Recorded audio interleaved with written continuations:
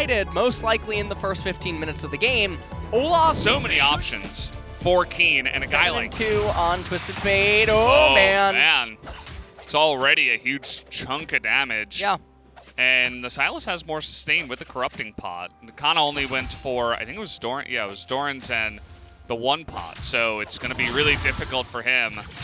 Whoa! Oh, he lands it. That was max range, but there's a lot of minions hitting him. Permanently frozen with that cannon?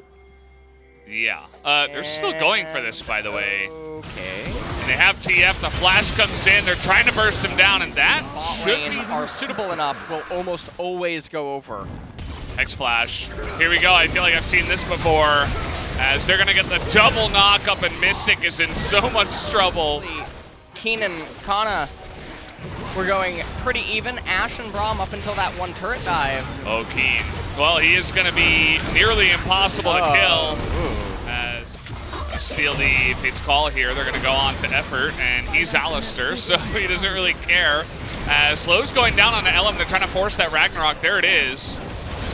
And now the Galio tanking up so much in the front, but the stopwatch is pretty huge as the exhaust goes down onto Kana. But still, it is enough damage to get onto that one. The re-engage coming in here from Faker. He has the stopwatch, follows it up there, gives the double kill over to Kana. And Afrika now as well missed the blasting plant there. He's going to die too. Now is where you have to play it. It just feels like Afrika don't really have the tools. Although they're going to get another Alistair ultimate. That feels pretty bad, man. Once again. Spirit able to get that dash up, and he's not able to get over the wall with that ultimate. Galio coming on in, but it might just be a little bit too little too late. There's the 3-man knockup. And how about another kill? Do we have any more here? Looks like Braum. And even Keen, although he does get that Alistair ultimate, but it just does not matter. The clean. Maybe that influenced the play here. Here's Effort. He's going to find the Graves. That's been one of his favorite targets, and he's just feels like unkillable, although this time around, T1 perhaps went a little bit too far. Fly trying to get a flank. It was actually all a bait to get him, but they're going to find Kennen, actually. He's got a stopwatch, though. They don't quite have the damage to take him down, and Kana is going to live for now. And he might actually live the whole way through. Not even the 1 kill is going to be given over to Afrika. In a, a mental sense, you want to play it clean after losing the first one. Although Faker really gets caught there, but is able to flash out of that one. Element, a little bit of an awkward spot now. He's going to have to Ragnarok out of this one. And they're going to find Teddy now in the front. Maybe you were able to caster curse them here, or maybe not, actually.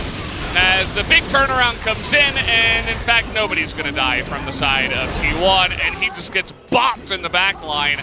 21-0. 25 minutes in, they're just going to go ahead and tank the turrets. Effort, oh, Effort. Really?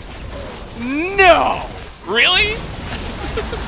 That's how you lose your perfect game. Okay.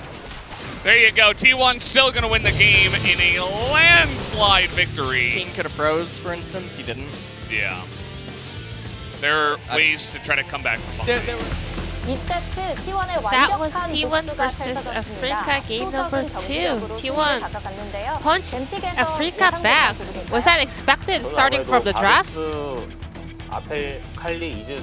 Paris and Phyllis Kalista.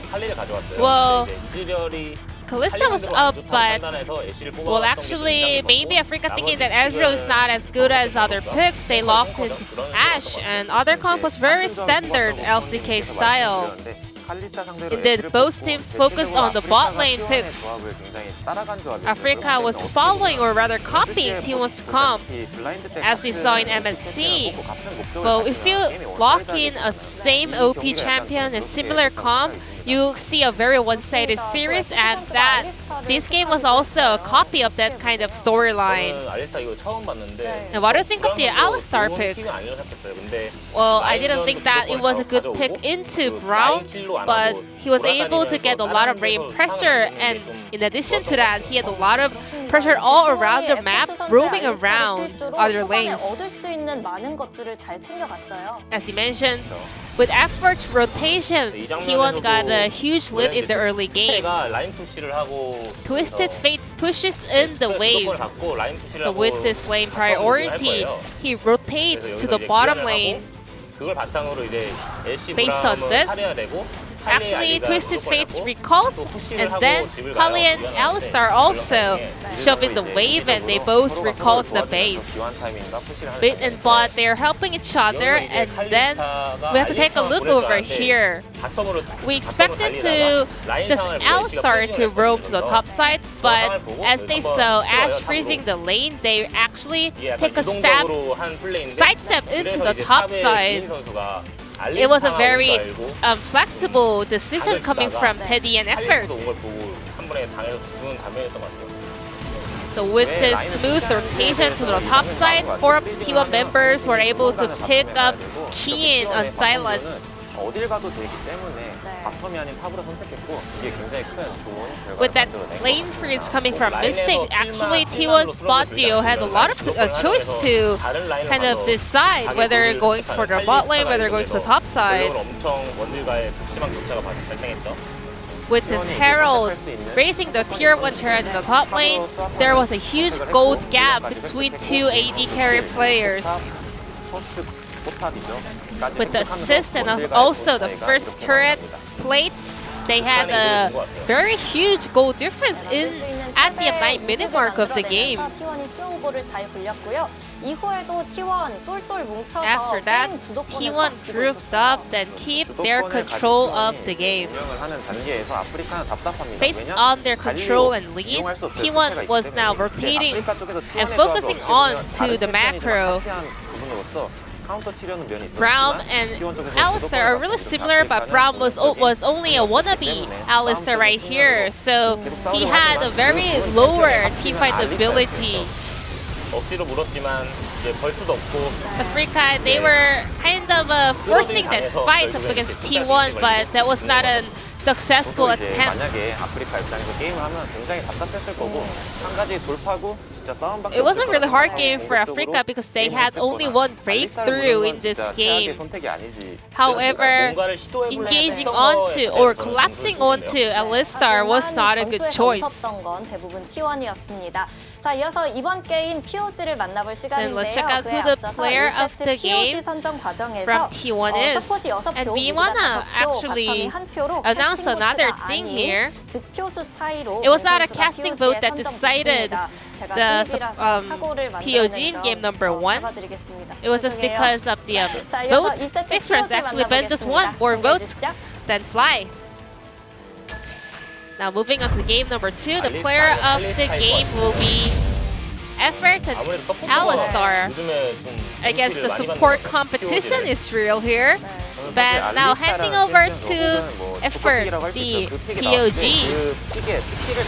You can say Alistar is a pocket pick, and it really depends on the player's proficiency on this champion. But Effort was single-handedly carrying every team fight with his abilities.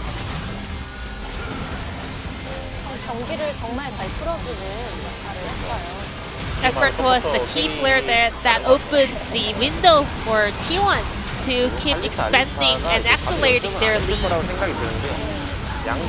Kalista and Alistar is not a very meta pick, so maybe they didn't went through a lot of practice, but despite of the lack of the practice, T1 still had a very clean performance on this pocket comp.